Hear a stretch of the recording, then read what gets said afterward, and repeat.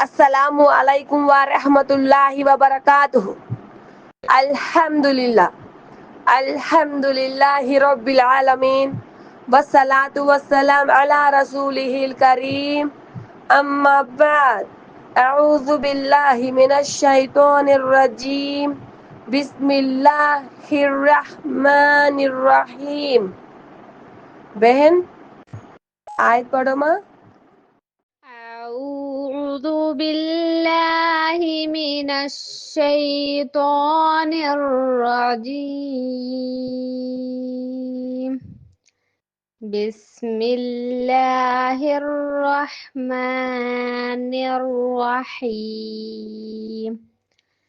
إنكم وما تعبدون من دون الله حصب جهنم أنتم لها واردون. لو كان هؤلاء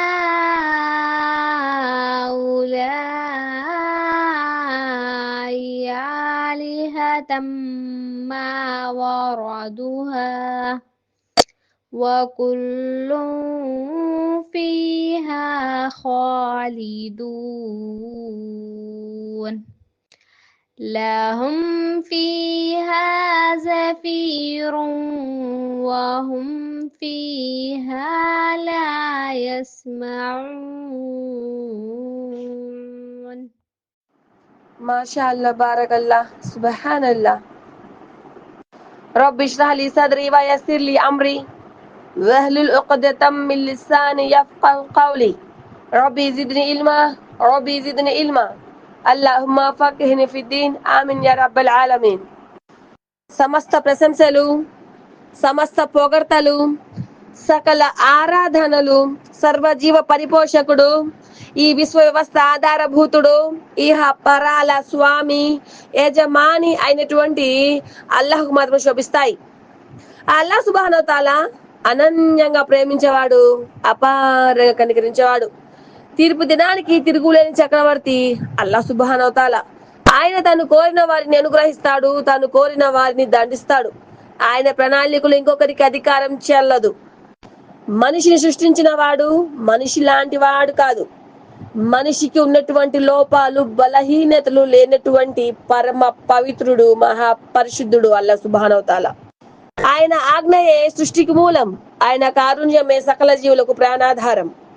ఆయన ఉనికి అనంతమైనది, ఆయన ప్రేమ అపారమైనది, ఆయన క్షమాపణ విశాలమైనది, దానితో పాటు ఆయన పట్టు కూడా బహు గట్టిది సుమా. ఆయనే ఆకాశాన్ని ఆధారాలు లేకుండా నిలబెట్టాడు, భూమి మీద పర్వతాలను మేఘలుగా పాతాడు, మేఘాల నుండి ధారాపాతంగా వర్షాన్ని కురిపిస్తున్నాడు, నిర్జీవమైనటువంటి నేలకు జీవం పోస్తున్నాడు. పీల్చే గాలి, త్రాగే నీరు, నివసించే భూమి, పంటలు పండించుకోవడానికి సూర్యరశ్మిని, విశ్రాంతి కోసం రాత్రిని, ఉపాధి కోసం పగటిని సృష్టించిన వాడు అల్లాహ్ సుబ్హానహు తాలా.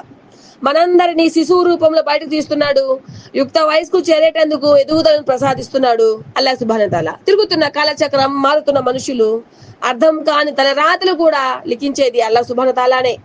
ఆయన తన గ్రంథంతో పాటు ప్రవక్తలను ఎంపిక చేసుకున్నాడు, తన దర్భాన్ని ప్రజలకు తెలపడానికి, మార్గం చూపడానికి, సత్య అసత్యాలను తెలపడానికి, ధర్మ అధర్మాలను బోధించడానికి ప్రవక్తలను పంపాడు. అలా వచ్చిన ప్రవక్తలందరిపై అందులో చిత్తచివరి ప్రవక్త, ఆదర్శమూర్తి, కారుణ్య ప్రదాత అయినటువంటి ముస్తఫా మొహమ్మద్ సల్లల్లాహు అలైహి వసల్లం గారిపై అనంత కోటి శుభాలు, అనంత కోటి కారుణ్యాలు, అనంత కోటి శ్రేయస్సులు వర్షింపజేయుగాక. ఆమీన్ సుమ్మా ఆమీన్. టుడే క్లాస్ ప్రళయ దినాన చివరి ఘడియలు. ప్రళయ దినాన చివరి ఘడియలు. అయితే ఇక్కడ మనం ఒక విషయం గ్రహించాలి, ప్రజలందరూ కూడా ఒక విషయం గ్రహించాలి. అదేంటంటే, మనం చేసుకున్న కర్మల కొద్దీ నరకంలోకో లేదా స్వర్గంలోకి పోవడం అయితే తథ్యం. అవే ప్రజలకు శాశ్వతమైన నివాసాలు. ప్రళయ దినాన ప్రతి మనిషి తన ఆరాధ్యుల వెంట ఉంటాడు. నాస్తికులు, బహుదైవ ఆరాధకులు, అల్లాహ్ను తిరస్కరించిన వారు, ధర్మ విద్వాంసులను, పుణ్యాత్ములను, సత్పురుషులను, ఔలియాలను మరియు వారి యొక్క సమాధులను అల్లాహకు సహవర్తులుగా నిలబెట్టి పూజించిన వారందరినీ నరకంలోకి నెట్టివేయబడతారు. అదే విధంగా విగ్రహాలను వారి పూజ్యులను కలిపి నరకంలో విసిరివేయబడతారు. ఇంకా మూఢనమ్మకాల ఆధారంగా జీవించిన వారు, ధర్మాన్ని తమ ఇష్టానుసారం రచించుకొని మార్గభ్రష్టత్వానికి గురి కాబడిన వారందరూ కూడా నరకానికే పోతారు. కనుక అల్లాహ్ సుబ్హానహు తఆలా ఖురాన్ గ్రంథంలో ఇలా సెలవిచ్చాడు, నిస్సందేహంగా మీరు అల్లాహ్ను కాదని మీరు ఆరాధించే మీ దైవాలు నరకానికి ఇంధనమవుతారు.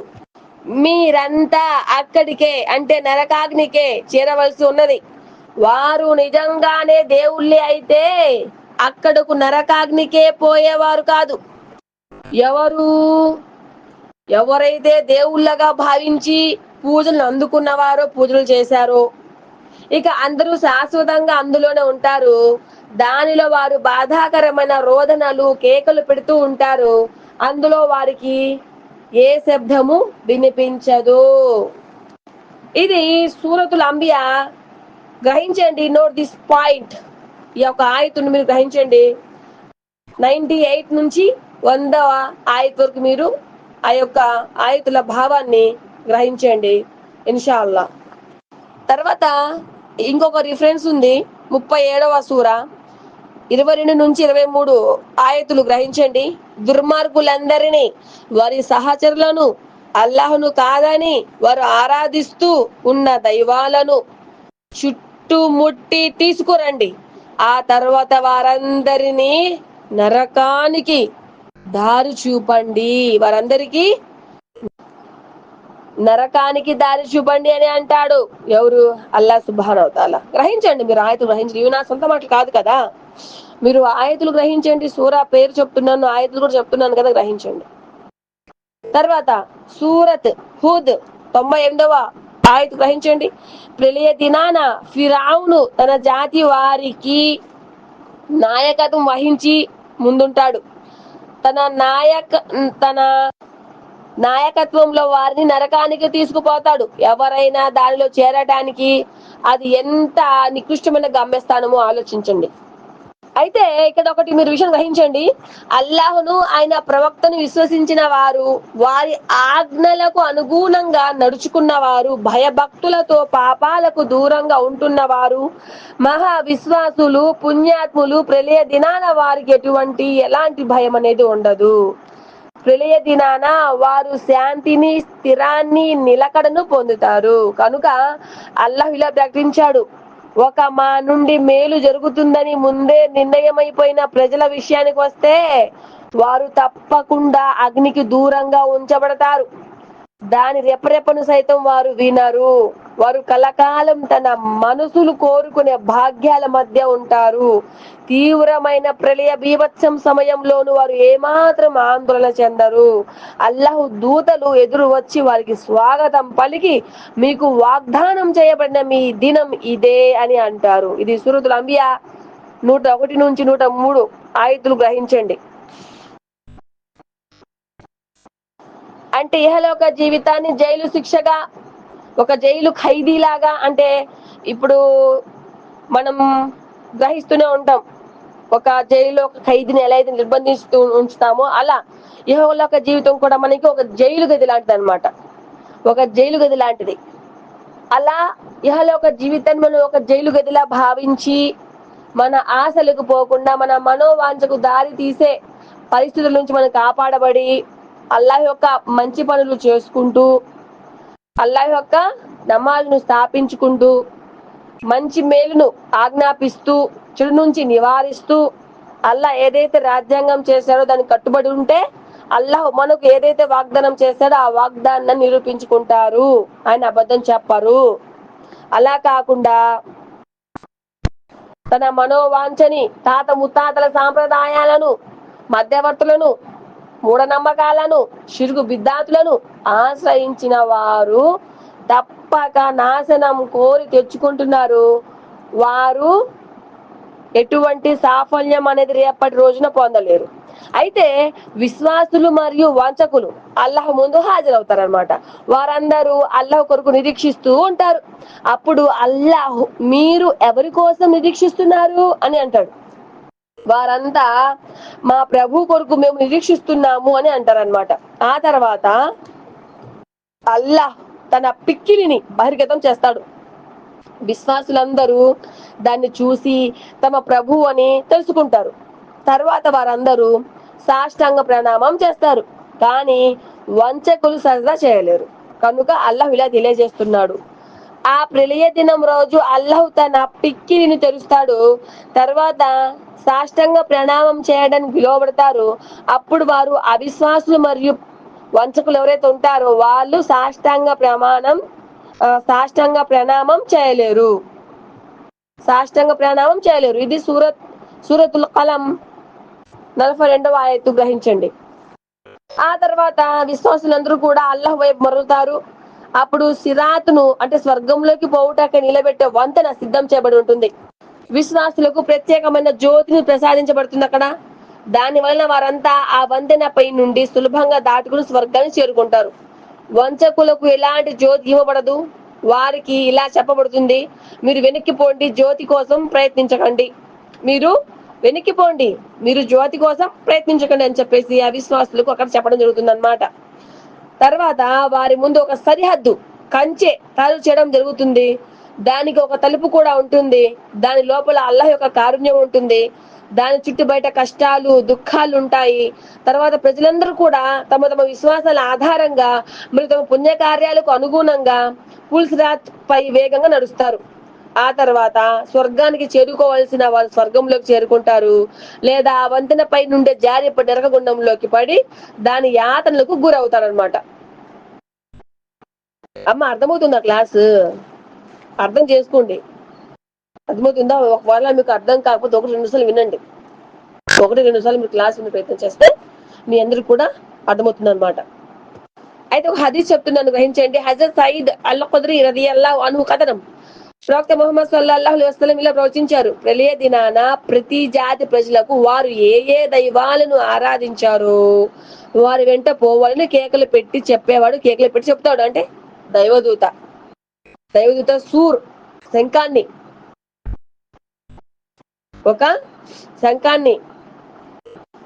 ఊది ఎలాన్ చేస్తాడనమాట, బహిర్గతం చేస్తాడు, ఒక వార్త న్యూస్ ఇస్తాడనమాట. మీరు ఇహలోక జీవితంలో ఏ ఏ దేవుళ్లను దేవతలుగా భావించి పూజలు చేసేవారో మీరు వారి వెనుకగా ఉండి నిలబడండి అని చెప్పేసి ఒక అనౌన్స్మెంట్ వస్తుందన్నమాట. ఎవరైతే అల్లాహ్ను ఆరాధించకుండా విగ్రహాలను మరియు ఇతర విషయాలను ఆరాధించారో వారందరూ కూడా ఒక్కరు కూడా మిగలకుండా నరకంలోకి చేరుకుంటారు. అంటే రాళ్ళను ఆరాధించే వాళ్ళు, రాళ్ళ వెనుక రప్పలను ఆరాధించే వాళ్ళు, విగ్రహాలను ఆరాధించే వాళ్ళు, వలి బాబాలను దైవాలుగా భావించి ఆరాధించే వాళ్ళు, వాళ్ళందరూ అక్కడ ఆయా వరుసలలో ABCDEFGH అనే ఏ వరుసలు అయితే ఉంటాయో ఆ వరుసల్లో వారి వెనుకపై నిలబడతారనమాట. వాళ్ళందరూ కూడా నరకంలోకి చేరుకుంటారు. దాని తర్వాత అల్లాహ్ను విశ్వసించే పుణ్యాత్ములు మరియు పాపాత్ములు మిగిలి ఉంటారు. అల్లాహ్ను విశ్వసించే పుణ్యాత్ములు మరియు పాపాత్ములు గ్రహించండి. Note this. అల్లాహ్ను విశ్వసించే పుణ్యాత్ములు మరియు పాపాత్ములు మిగిలి ఉంటారు. వారితోనే గ్రంథ ప్రజలు అంటే యూదులు, క్రైస్తవులు కూడా ఉంటారు. తర్వాత యూదులను పిలిచి మీరు ఎవరిని ఆరాధించేవారు అని ప్రశ్నించబడిను. వారు మేము అల్లాహ్ పుత్రుడు ఉజైర్ అలైహిస్సలాంను ఆరాధించే వాళ్ళం అని అంటారనమాట. అప్పుడు కాదు, మీరు అబద్ధము చెప్తున్నారు, అల్లాహ్ ఎవరిని భార్యగా లేక పుత్రినిగా చేసుకోలేదు అని అంటారు. సరే, ఇప్పుడు మీకేం కావాలి అని అడుగుతారనమాట. వారు మాకు చాలా దాహంగా ఉంది, మా ప్రభు మాకు నీరు త్రాపించు అని అంటారు. తర్వాత వారిని మీరు నీరు త్రాగుటకై అక్కడికి పోరాదా అని సైగ చేయడం జరుగుతుంది. అప్పుడు వారందరినీ ఎండమావిగా కనిపిస్తున్న మరియు ఒకరు చంపి తినేట్టుగా ఉండే అగ్ని వైపునకు సమీకరించడం అనేది జరుగుతుంది అన్నమాట. ఇక్కడ మీరు గ్రహించండి, యూదులను పిలిచి మీరు ఎవరిని ఆరాధించేవారు అని చెప్పేసి అల్లా సుబ్హానహు తఆలా అడిగితే, మేము ఉజైర్ అలైహిస్సలాంను ఆరాధించే వాళ్ళము. అల్లాహ్ పుత్రుడైన ఉజైర్ అన్నమాట. అంటే వాళ్ళ దృష్టిలో ఏంటి, యూదుల దృష్టిలో ఈ ఉజైర్ అలైహిస్సలాం అనే ఆయన అల్లాహ్ పుత్రుడు అన్నమాట. అల్లాహ్ పుత్రుడైన ఉజైర్ని మేము ఆరాధించే వాళ్ళమని అంటారనమాట. అప్పుడు కల్లా, మీరు అబద్ధం చెప్తున్నారు, అసలు నాకు భార్య లేదు, నాకు సంతానం ఎలా పుడుతుంది చెప్పండి. అల్లా అంటాడు, నాకు భార్య లేదు, సంతానం ఏంటి మళ్ళీ, నేను ఎవరిని సంతానం చేసుకోలేదు, నేను ఎవరిని భాగస్వామి చేసుకోలేదు, నేను ఎవరిని కూడా భార్యగా ఎవరిని స్వీకరించలేదు. అప్పుడు సంతానం ఎక్కడి నుంచి వస్తుంది? నా పుత్రుడిని మీరు స్వీకరించడం ఏంటి, నా పుత్రుడిని మీరు ఆరాధించడం ఏంటి, ఇది అబద్ధం కదా అని చెప్పేసి చెప్పడం జరుగుతుందన్నమాట. అప్పుడు అల్లాహ్ సుబ్హానహు తఆలా అడుగుతారు, ఏంటి మీకేం కావాలి అని చెప్పేసి. అప్పుడు వాళ్ళు అంటారు, యూదులు అంటారు, మాకు చాలా దాహంగా ఉంది, మా ప్రభు మాకు కొంచెం నీరు త్రాపించు ప్రభు అంటారు. అప్పుడు మీరు చూసే ఉండరు, ఎండమావుల్లో నీటి గుంటలా కనిపిస్తున్నా ఆ నీడు ఉండడు. ఎండమావిలో ఒక నీటి గుంటలా కనిపిస్తూ ఉంటుంది అనమాట. అక్కడ నీరున్నట్టు, గొంతులు నీరున్నట్టు ఒక నీడ కనిపిస్తూ ఉంటుంది అంతే. ఎండమావి నీడ అది అంతే. అక్కడ నీరు అనేది ఉండదు, అసలు నీరు అనేది ఉండదు. ఎండమావిలో నీరు లాగా అక్కడ వాళ్ళకి కూడా అక్కడ నీరు ఉన్నట్లు కనిపిస్తుంది. పోను దగ్గర పోను అది నీరు కాదు, అది అగ్ని. అది అగ్ని వైపుకు వాళ్ళు సమీకరించబడుతున్నారు అని చెప్పేసి వాళ్ళకి అర్థమవుతుంది అన్నమాట. ఆ తర్వాత వారందరూ కూడా నరకంలో పడిపోతారు. అమ్మా చాలా చక్కగా గ్రహించండి, ఇది అర్థమవుతుందా? ఆ తర్వాత క్రైస్తవులను పిలిచి, మీరు ఎవరిని ఆరాధించేవారు అని అల్లా సుబ్హానహు తఆలా అడగడం జరుగుతుంది. అప్పుడు అల్లా సుబ్హానహు తఆలాతో వాళ్ళు అంటారు, అల్లాహ్ పుత్రుడైన మసీహ్ అలైహిస్సలాం అంటే యేసుక్రీస్తును, మసీహ్ అలైహిస్సలాం అంటే యేసుక్రీస్తుని మేము ఆరాధించే వాళ్ళమని అంటారు. అయ్యయ్యో అస్సలు కాదు, మీరు అబద్ధం చెప్తున్నారు, అల్లాహ్ ఎవరిని భార్యగా లేక పుత్రునిగా చేసుకోలేదు కదా, మీరు ఎలా అల్లాహ్ యొక్క పుత్రుడు యేసుక్రీస్తుని మేము ఆరాధించామని చెప్పేసి మాట్లాడుతున్నారు అని చెప్పేసి అల్లాహ్ అక్కడ అడగడం జరుగుతుంది. ఆ తర్వాత వారు ఇదే మాట అడుగుతారు, మాకు చాలా దాహంగా ఉంది, మా ప్రభు మాకు కొంచెం నీరు త్రాపించు అని చెప్పేసి అక్కడ అడగడం జరుగుతుంది. ఆ తర్వాత వారిని మీరు నీరు త్రాగుటకై అక్కడికి పోండి అని చెప్పేసి సైగా చేయడం జరుగుతుంది. అప్పుడు వారందరూ కూడా ముందులాగా మనం చెప్పుకున్న ఎండమావిలా కనిపిస్తున్నా, మరియు అక్కడ నీటి కుంటలా కనిపిస్తుంది, అక్కడ నీరు ఉండదు. ఒకరికొకరు చంపి తినట్టుగా ఉండే అగ్ని మాత్రం కనిపిస్తుంది. అక్కడ వారు సమీకరించబడడం జరుగుతుంది. ఆ తర్వాత వారందరూ కూడా నరకంలో పడిపోతారనమాట. నేను ఫాస్ట్ గా చెప్తున్నాను కదా, కొంచెం నాలిక అనేది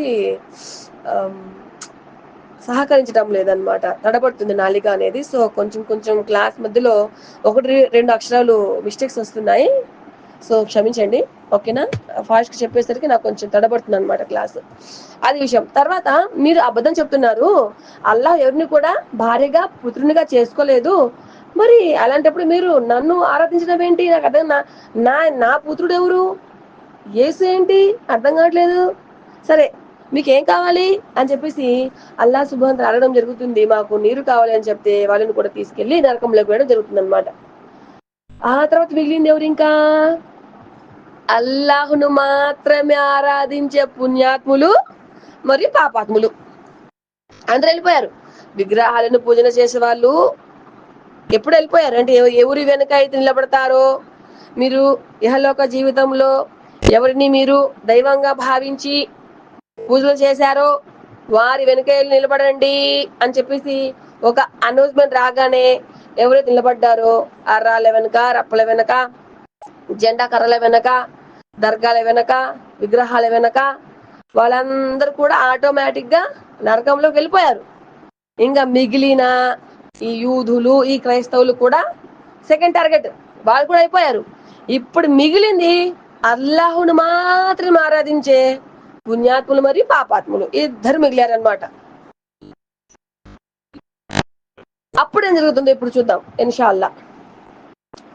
స్వర్గలోకాల ప్రభు ఇంతకు ముందే చూసిన రూపంలో కంటే కొంచెం చిన్న రూపంలో ప్రజల ముందుకు వస్తాడనమాట. అంటే అసలు రూపంలో కంటే కొంచెం చిన్న రూపంలో ప్రజల ముందుకు అల్లాహ్ సుబ్హానహు తఆలా రావడం జరుగుతుంది అనమాట. మీరెందుకు నిరీక్షిస్తున్నారు అని అడగడం జరుగుతుంది. మీరు కూడా వారందరూ ఆరాధించే దైవాల వెంట పోండి అని అంటారు. అప్పుడు వాళ్ళు అంటారు, ఎవరు దాసులు అంటారు, ఓ మా ప్రభు, ప్రపంచంలో వారి సన్నిహితం మాకు అతి అవసరమైనప్పటికీ మేము వారిని అక్కడే వదిలేశాం. వారి సాహసమే మాకు వద్దని అంటారనమాట వాళ్ళు. మేము ఇహలోక జీవితంలోనే వాళ్ళని మేము వదిలేసాము, ఈ పరలోక జీవితంలో వాళ్ళని వెంట పెట్టుకుని మేము ఎందుకు వెళ్తాము ప్రభువా, వాళ్ళని మేము వదిలేసాం ప్రభు అని అంటారనమాట. ఎంత అవసరమైనప్పటికీ మేము ఇహలోక జీవితంలో వారిని వదిలేసాము, వారి సాహసం వద్దనుకున్నాము, ఇప్పుడు మేమెందుకు వెళ్తాము వాళ్ళ వెంట అని చెప్పేసి అక్కడ చెప్పడం జరుగుతుంది అనమాట. ఆ తర్వాత అల్లాహ్ అంటాడు, నేను మీ ప్రభువుని అంటాడు. ఆ తర్వాత వారు, నీ బారి నుండి మేము అల్లాహ్ శరణు కోరుతున్నాము, మేము అల్లాహ్కు ఎవరిని సహవర్తులుగా నిలబెట్టబోము అని అంటారు. ఇదే విధంగా 2 లేక 3 సార్లు అంటారు. కొందరైతే అక్కడి నుండే తిరిగి వెళ్ళిపోవాలి నిర్ణయించుకుంటారనమాట. అంటే వాళ్ళు నమ్మరు, నేను మీ అల్లాని అంటారు. అల్లా సుబ్హాన్ తఆలా, నేను మీ అల్లాని అంటే అక్కడ ఉన్న వాళ్ళు ఏమంటారంటే, బాబోయ్ నీ బారి నుంచి మేము అల్లాహ్ని కోరుకుంటున్నాము, నీ బారి నుంచి అల్లా మమ్మల్ని రక్షించాలి, మేము అల్లాహ్కి ఎవరిని కూడా మేము సహవర్తులుగా నిలబెట్టబోము అని అంటారనమాట. ఓకేనా. ఇదే విధంగా వాళ్ళు 2-3 సార్లు మొరపెట్టుకుంటూ ఉంటారు. కొందరైతే అక్కడి నుంచి తిరిగి వెళ్ళిపోవాలి నిర్ణయించుకుంటారనమాట. అప్పుడు మళ్ళీ అల్లా వారిని ఇలా అడుగుతాడనమాట, అవునా సరే, నేను అల్లా అంటే మీరు నమ్మటం లేదు కదా, మరి ఆయనకు మీకు మధ్య ఏమైనా చిహ్నం ఉందా, దాన్ని చూసి మీరు ఆయన్ను అంటే అల్లాహ్ని తెలుసుకోవడానికి అడుగుతున్నా అని చెప్పేసి అల్లా సుబ్హాన్ తఆలా మళ్ళీ అడగడం జరుగుతుంది అనమాట.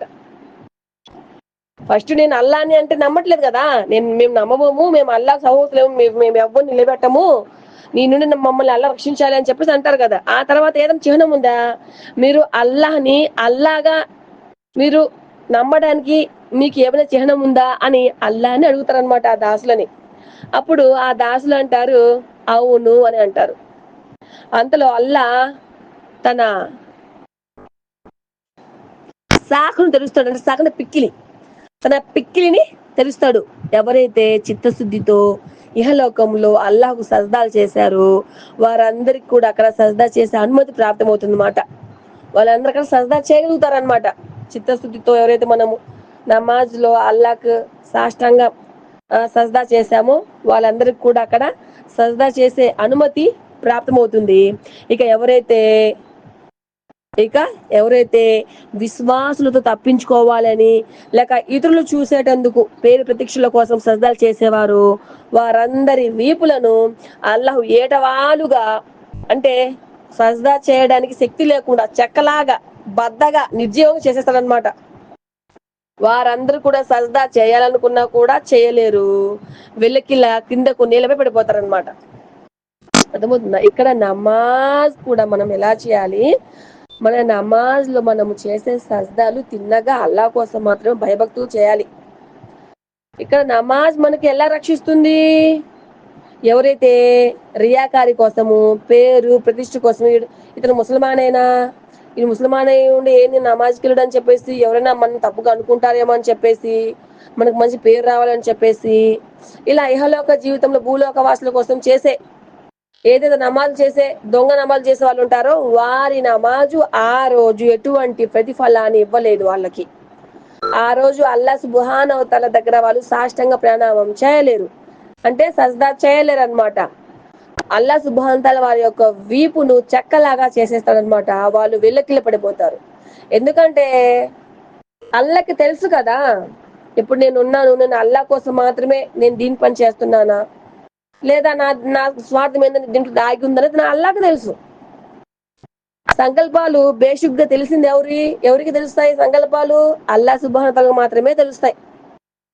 ఒక మనిషి అల్లా కోసం నమాజ్ చేస్తున్నాడా లేదా భూలోక వాసులకు చూయించుకోవడానికి నమాజ్ చేస్తున్నాడా లేక తన అవసరమై నమాజ్ చేస్తున్నాడా, ఇవన్నీ కూడా అల్లాహకు చాలా చక్కగా తెలుస్తాయి కదా.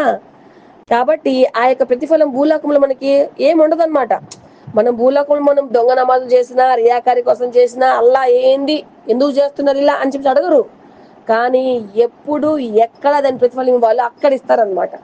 కాబట్టి సాష్టాంగ ప్రణామం అంటే సజ్దా చేసే పరిస్థితి వచ్చినప్పుడు ఆ దాసుడు సజ్దా చేయలేడు. కారణం ఏమిటంటే రియాకారి, తర్వాత పేరుకు చెప్పుకోవడానికి చేసుకోవడం, ఆ తర్వాత అవసరాలకే తప్పక చేసుకోవడం, ఎవరో మస్జిద్కు రాకపోతే జనాజా చదివించకుండానే ఇలా అంటే ఉంటాయి కదా కొన్ని కొన్ని గ్రామాలలో నమాజ్ రాకపోతే జనాజా చదివించము, మేము జనాజా మంచం ఇవ్వమని చెప్పేసి కూడా పెట్టారు. అలా ఆ కారణాల వల్ల నమాజు చేయడం, అల్లా మీద ప్రేమ అనేది ఉండదు, అల్లా మీద భక్తి భావం అనేది ఉండదు అనమాట. వాళ్ళు అందరూ కూడా అల్లాకి సజ్దా అనేది చేయలేరు. ఆ తర్వాత ఎవరైతే వెల్లకిలా పడిపోతారో, కిందకి నేలపై పడిపోతారో వాళ్ళు తలను ఎత్తి పైకెత్తి చూస్తారనమాట. అప్పుడు ప్రజలందరూ అల్లాహ్ను మొదటి రూపంలో చూసినట్లే అదే అసలైన రూపంలో అంటే రూపంలోకి మారుతాడు. తర్వాత నేను మీ ప్రభువుని అని అంటాడు. అప్పుడు ప్రజలందరూ నీవే మా ప్రభు అని ధృవీకరిస్తారు. తర్వాత వంతెనను నరకంపై ఉంచబడుతుందన్నమాట. అంటే అల్లాహ్ను మనము ఎలా కనిపెట్టాలో, ఇతను అల్లా సుబ్హానహు తాలా అని చెప్పేసి మనకు ఎప్పుడు ఒక దృఢమైన నమ్మకం వస్తుందంటే మనము ఇహలోక జీవితంలో అల్లాను ప్రేమించిన విధానము, అల్లాపై మనం పెట్టుకున్న నమ్మకము, అల్లా యొక్క దారి మనం చేసే సమయము, మనం తీసే సమయము, ఇవన్నీ కూడా అక్కడ లెక్కింపడతాయి అన్నమాట. వాళ్ళు మాత్రమే అల్లాహ్ను గుర్తించగలరు. ఎలా గుర్తించాలో అప్పుడు వాళ్ళకి అర్థమవుతుంది అనమాట. అలా గుర్తించగలరు అనమాట. తర్వాత ఏం జరుగుతుంది? ఒక వంతెన నరకముపై ఉంచబడుతుంది. ఆ తర్వాత సిఫారసు చేసే అనుమతి ప్రాప్తమవుతుంది. అప్పుడు ప్రజలంతా వల్లా మాకు శాంతి శాంతి శాంతిని ప్రసాదించు అల్లాహ్ అని అనడం జరుగుతుంది. తర్వాత ప్రవక్త ముహమ్మద్ సల్లల్లాహు అలైహి వసల్లం ఇలా ప్రశ్నించబడ్డారు. ఓ ప్రవక్త, వంతెన అంటే ఏమిటి? దానికి ప్రవక్త ముహమ్మద్ సల్లల్లాహు అలైహి వసల్లం దానిపై నుండి జారి పడిపోవడం, దానిపై స్థిరంగా నిలబడలేరు. అక్కడ నుండి మానవులు నరకంలోకి లాక్కొనబడతారు. దానిలో కొండీలు, పెద్ద పెద్ద ముళ్ళు, ఇనుముతో తయారు చేయబడిన దంతెనలు ఉంటాయి. నజద్ అనే పట్టణంలో సాదాన్ అనే పేరును లభ్యమయ్యే ముళ్ళుని అవి అలా ఉంటాయి. సాదాన్ అనే పేరును లభ్యమయ్యే ముళ్ళు అవి అలా ఉంటాయని చెప్పేసి అంటే ఇవన్నీ అక్కడ వింటున్నారనమాట. ప్రవక్త సల్లల్లాహు అలైహి వసల్లం తెలిపారనమాట. అక్కడ ఏం జరుగుతుందో మొత్తం మన ప్రవక్త గారు అక్కడ కూర్చోబెట్టుకుని చెప్తున్న వృత్తాంతం ఇది. ఓకేనా? ప్రళయ దినాన చివరి ఘడియలు ఎలా ఉంటాయో అక్కడ చెప్తున్న వృత్తాంతము. అది వింటున్న ప్రజలందరూ కూడా ఒక వాళ్ళకి ఒక డౌట్ వచ్చింది, ఒక ప్రశ్న వచ్చింది అనమాట. అవును, వంతెన ఎందుకు తీసుకొస్తున్నారు, నాకు అర్థం కావట్లేదు, వంతెన ఏంటి ప్రవక్త గారు అని చెప్పేసి అక్కడ ప్రశ్నించబడడం జరిగిందనమాట ప్రవక్త గారు. అప్పుడు ప్రవక్త గారు సమాధానం ఇస్తున్నారనమాట. అది ఒక జారుడు బల్లలాగా అంటే ఉంటుంది. దానిపై నుంచి జారిపోవడం అనేది జరుగుతుంది. దానిపై స్థిరంగా అనేది నిలబడలేరు. అది నరకంలోనికి లాక్కోబడుతుంది అనమాట. అది దానికి కొండీలు ఉంటాయి, పెద్ద పెద్ద ముళ్ళులు ఉంటాయి. అవి ముళ్ళులు కూడా ఇనుముతో తయారు చేయబడి ఉంటాయి అని చెప్పేసి పెద్ద ముళ్ళులు మరియు ఇనుముతో తయారు చేయబడిన దంతెలు అనమాట ఉంటాయని చెప్పేసి అక్కడ ప్రవక్తలు వివరిస్తున్నారనమాట. ఆ తర్వాత ఆ వంతెనపై నుండి విశ్వాసులు రెప్పపాటుతో దాటిపోతారు. మరియు కొందరు పిడుగులాగా, మరికొందరు గాలిలాగా, బలమైన గుర్రాలలాగా వేగంగా దాటిపోతారు.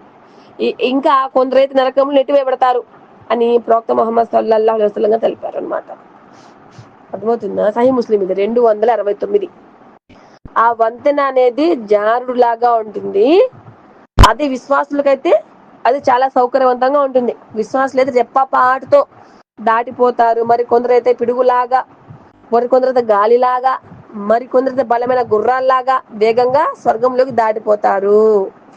మరికొందరైతే నరకంలోనికే నెట్టివేయబడతారు అని చెప్పేసి అక్కడ ప్రవక్త సల్లల్లాహు అలైహి వసల్లం గారు చెప్పడం జరిగింది.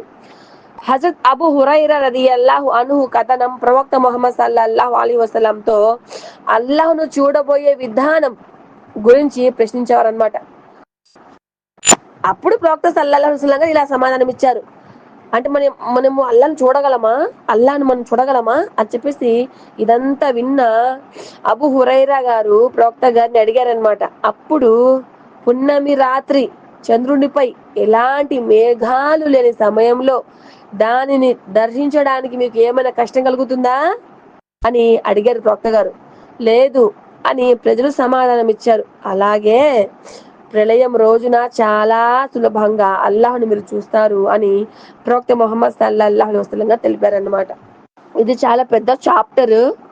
సో కాబట్టి దీని కంటిన్యూషన్ ఇన్షాల్లా రేపు చెప్తాను. నేను జీవించి అల్లా ఒకవేళ నన్ను ఇష్టపడి ఈ యొక్క వాక్యాలను, ఈ యొక్క విషయ అవగాహనను నీకు తెలియచేయాలని చెప్పేసి అల్లా తలిస్తే ఇన్షాల్లా రేపటి రోజున పార్ట్ 2గా నేను ఇది మొదలు పెడతాను. చాలా హిస్టరీ అన్నమాట. ఇప్పటికే 30 మినిట్స్ అయిపోయింది. మీ యొక్క కాలం కూడా నాకు విలువైనది కాబట్టి ఇన్షాల్లా ఇంతటితో నేను క్లాస్ ముగిస్తున్నాను.